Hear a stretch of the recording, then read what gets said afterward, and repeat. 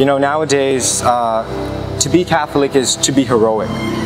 Every single day, as a youth, as a young adult, it's a challenge for me to go out into school, go out into the workplace, go out into the streets, into the malls, into the movie theaters, and really practice my faith and be able to defend it as much as I can. Catholics of all ages on Guam and the rest of the world find an inspiring model in Therese of Lisieux. Fondly called the Little Flower, Therese was a young Carmelite nun raised to the altar of sainthood because of her heroic example of how the little things in everyday life can be used for the service of God. Her relics arrived on Guam September 2007 and became the cathedral's first important visitor at the year-long celebration of its Golden Jubilee.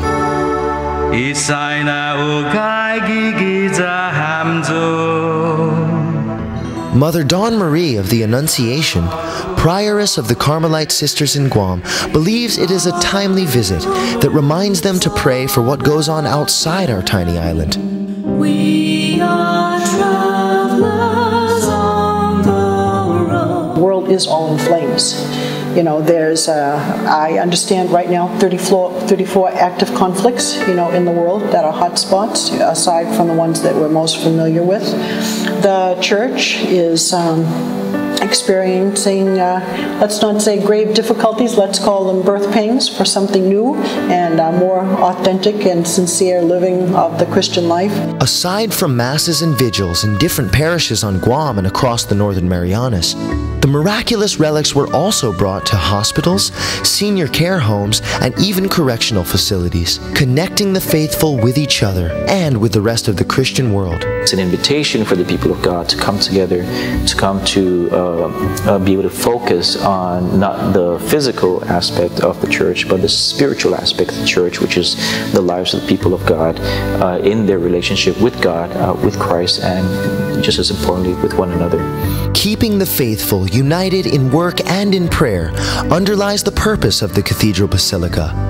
For 50 years, it has organized countless events centered on the sacraments, devotions, cultural revival, and the personal growth of its parishioners. A lot of what we do, the visit of the relics, the cross and the Passion relics and so forth, and Our Lady of Fatima, is really an opportunity for us to journey within ourselves, to come to recognize the faith that we have, to be able to strengthen it, deepen it, and our relationship with God and with one another.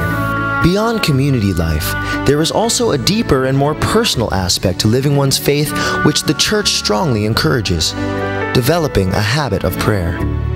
Retired federal court judge Cristobal Duenas, a living icon on Guam, has gone to Mass at the cathedral every single day for the last 52 years. It was really my Catholic faith, my belief in God, that gave me strength. I'm always praying. I always pray. I know that standing alone, I'm nothing. Cannot do anything by myself. And that this is only through God. God is my strength. Without God, I'm nothing. Caught in the trappings of the modern world, the power of prayer seems terribly underrated. People who say that there's no time for prayer are often the same people who have all the time to be on the internet and all the time to be on the cell phone. God has given us 24 hours in a day. I think when it comes to prayer, it's not a question of when, it's a question of who.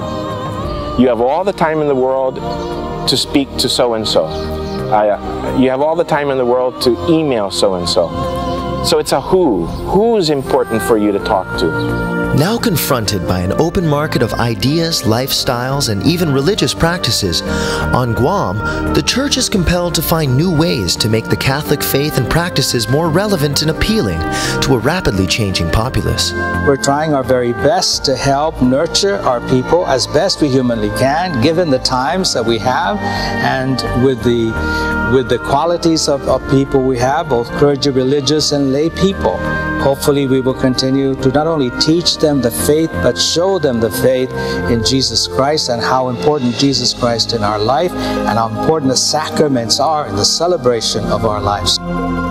Here, The year-long celebration of the Cathedral Basilica's Golden Jubilee becomes an important channel for rekindling fervor in the Catholic community, as well as for personal reflection.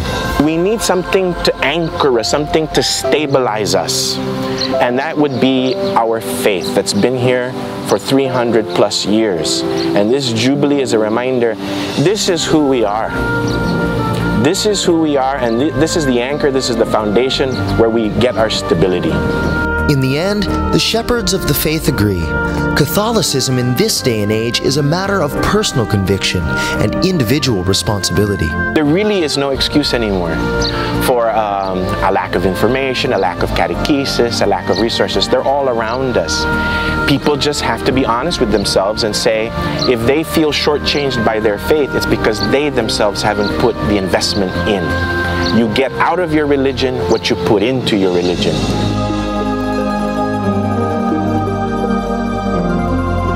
And so let us be joyful, let us come and gather, let us celebrate, let us sing, let us express our culture and our faith and our continuing belief in God, that God will bless us, hopefully for the next 50 years.